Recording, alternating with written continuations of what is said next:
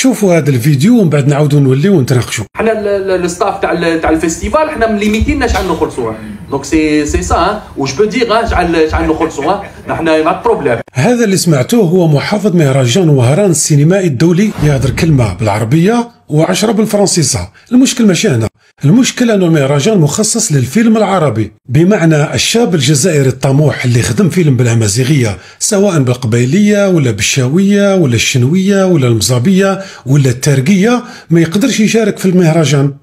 وحتى الضيوف اللي جايبين افلام باللغه الكرديه ولا السريانيه ما يقدروش يشاركوا لانه المهرجان للفيلم العربي. نقدر نفهم هذه التسميه كي يكون مهرجان في اوروبا للجاليه العربيه، كما مهرجان روتردام للفيلم العربي، مهرجان مالمو للفيلم العربي، بصح يكون في مدينه جزائريه كما واهرن اللي اصل تسميتها بالامازيغيه هي ايوارن، ورمز المهرجان هو الاسد البربري.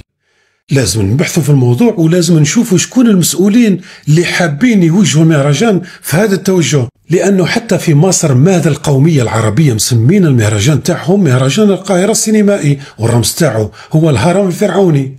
في السعوديه مهرجان السعوديه للافلام، في تونس ايام قرطاج السينمائيه، وفي المغرب المهرجان الدولي للفيلم في مراكش وكاتبينه بالامازيغيه. ايضا مهرجانات السينما في العالم كله تصرف عليهم الدول ملايين دولارات باش تعرف ثقافتها وباصولها وتوزع الجوائز على الممثلين تاعها، ومن بعد تشبح القعده ممثلين جيبوا من برا. حنا عندنا العكس في الجزائر، وشركات سبونسور اللي راهي تدعم هذا المهرجان بدراهم كبار، خصوصا شركه سوني الغاز وهي شركه وطنيه راهي تحط دراهم باش الناس تعرف ثقافتها، باش تدير القوة الناعمة. وش معناتها القوة الناعمة؟ انه ما يجيش طفل صغير من برا يستقبلوه الالاف تاع بناتك. علاش؟ على خاطر يحكي لهجة مسلسلات اجنبية.